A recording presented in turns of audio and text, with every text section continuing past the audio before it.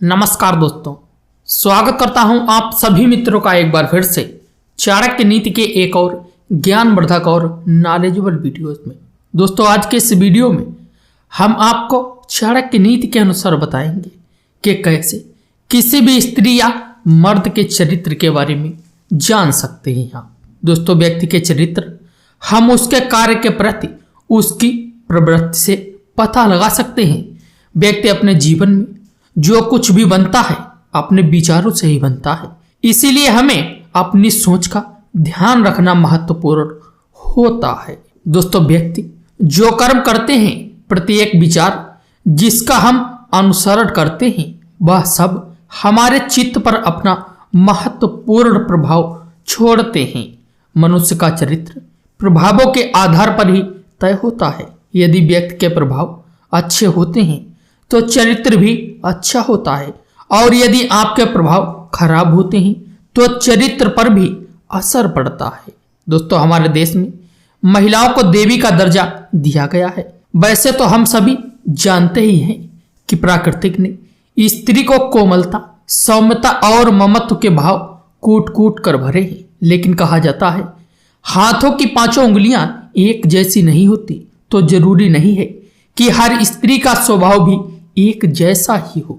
दोस्तों, महिलाओं को जन्म से ही जिम्मेदारी सौंप दी जाती है कि चाहे जो भी हो जाए, लेकिन परिवार की इज्जत पर कभी भी किसी तरह की आंच नहीं आनी चाहिए। महिलाएं अपने परिवार की इज्जत बचाने का काम करती हैं, अपने और सामाजिक आचरण को पवित्र रखने का प्रयास करती हैं। लेकिन कुछ स्त्रियां ऐसी भी होती हैं जिनके द्वारा किए जाने वाले कर्म कुल के विनाश का कारण भी बनते हैं। इस तरह की महिलाओं को समाज की भाषा में कुलछड़ी कहा जाता है।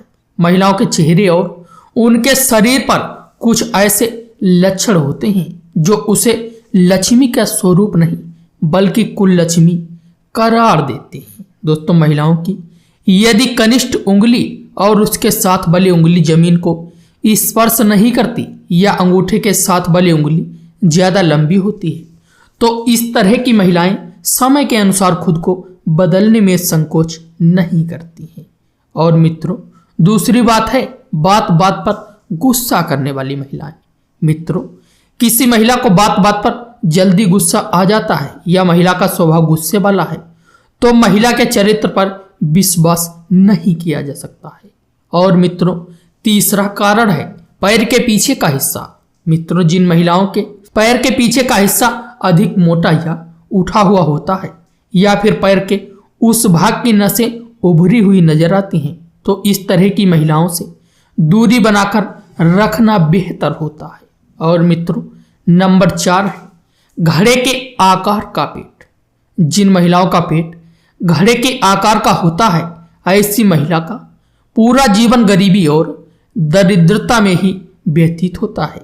किसी महिला का पेट लंबा और गड्ढेदार होता है तो वह महिला अशुभता की निशानी मानी जाती है। और मित्रों, 5वां कारण है महिला का कद।